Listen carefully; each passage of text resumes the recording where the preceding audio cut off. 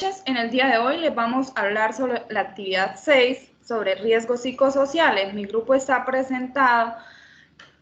conformado por Yureli Suárez, Berta Gudelo, Sergio Rojas y quien les habla, Yurmari Quintero.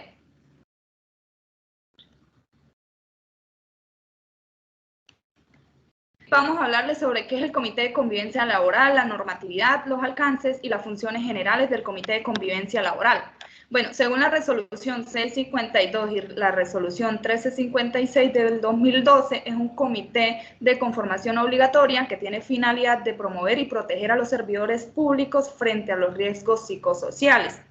¿Los alcances cuáles son? Recibir y dar trámite a las quejas presentadas en las que se describan situaciones que puedan constituir acoso laboral, así como las pruebas que las soportan. ¿Cuáles son las funciones? Examinar de manera confidencial los casos específicos o puntuales en los que se formula un reclamo que pudiera tipificar conductas o circunstancias de acoso laboral al interior de la entidad pública o empresa privada. También escuchar a las partes involucradas de manera individual sobre los hechos que dieron lugar a la queja.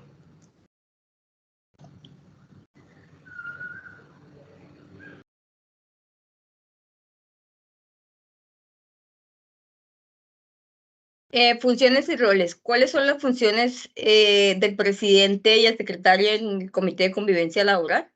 Las funciones del presidente: convocar a los miembros del comité a las sesiones ordinarias y extraordinarias, presidir y orientar las reuniones ordinarias y extraordinarias en forma dinámica y eficaz, tramitar ante la administración de la empresa las recomendaciones aprobadas por el comité y gestionar ante la alta dirección de la empresa los recursos requeridos para el funcionamiento del comité. Estas son las funciones que le competen al presidente. Ahora, las funciones del secretario: recibir y dar trámite a las quejas presentadas por escrito en las que se describan las situaciones que puedan constituir acoso laboral, así como las pruebas que las soportan. También de enviar por medio de correos o medios físicos a los miembros del comité la convocatoria realizada por el presidente a las sesiones ordinarias y extraordinarias, indicando el día, la hora y el lugar de la reunión. Citar individualmente a cada una de las partes involucradas en las quejas con el fin de escuchar los hechos que dieron lugar a la misma.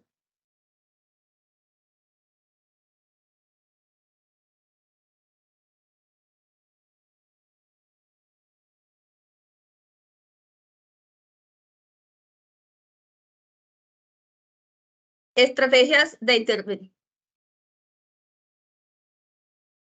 Modalidades del acoso. Las modalidades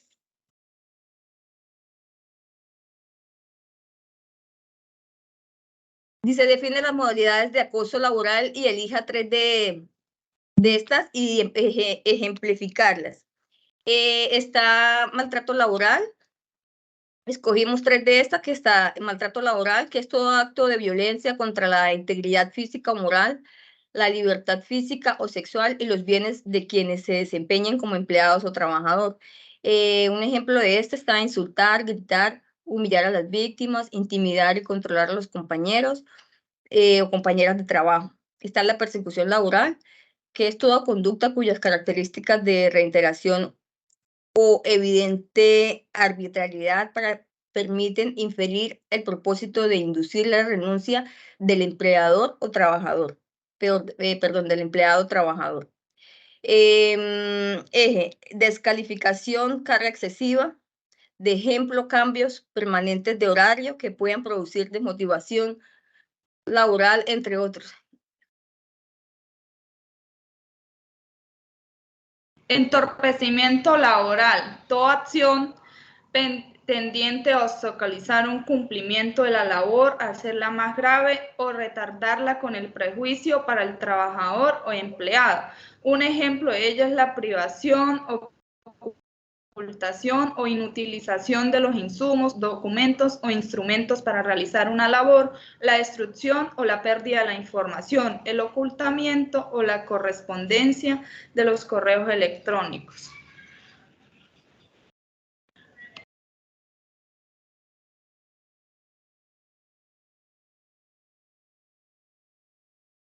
Estrategias de intervención. Encontramos las diferentes estrategias de intervención. Entonces, está el incidente crítico, cuando se genera un conflicto a partir del cual el trabajador empieza a ser criticado o perseguido.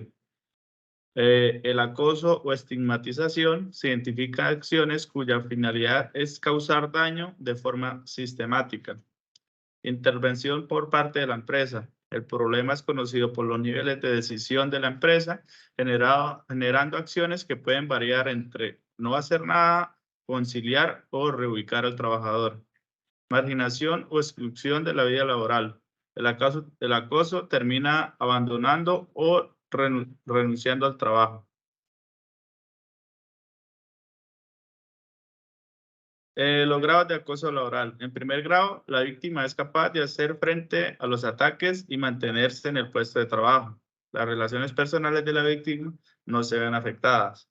En segundo grado, resulta difícil eludir los ataques, por lo que el mantenimiento o reincorporación al puesto de trabajo es más que costosa emocionalmente. Y en tercer grado, la reincorporación al trabajo es prácticamente imposible y los daños que puede padecer la víctima requieren tratamiento psicológico.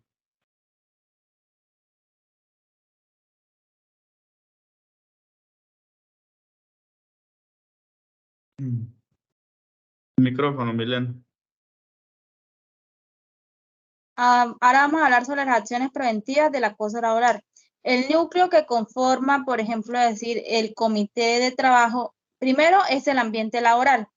Segundo es el lugar donde el puesto o lugar donde de trabajo. Y ya las personas son el individuo, que es uno, la familia y la comunidad. Las acciones preventivas del acoso laboral están en la parte política, de la socioeducación, normas de convivencia y comité de convivencia. Acciones correctivas del acoso laboral. Intervención y control de factores de riesgo psicosocial. Procedimiento para corregir conductas de acoso laboral.